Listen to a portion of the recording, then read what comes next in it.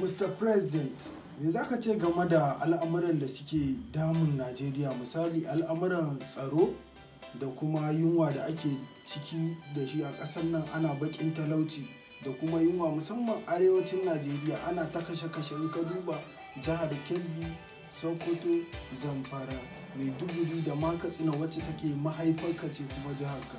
Me za ka ce game da wannan matsalar? Shuwayu, mun yi Allah wadai abin da ya faru a Sokoto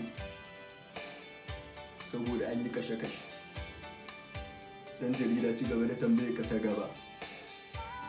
Ok. To, magana akan yunwa fa.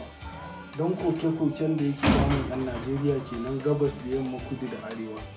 Yunwa tana musu bulala. Ni ma yunwa ce a jikina. Dan hira nake sha. Kana zuwa na sa a ɗauko min hira da kafaru. To shanuna ma ba su da harawa. Harawan ma ta ƙare. So da ke a biya na albashi in je in ba su wani abu. Don ba kuɗi ne da ni. Shuwa. To Allah ya kiyaye. A baka taron support. 2,500.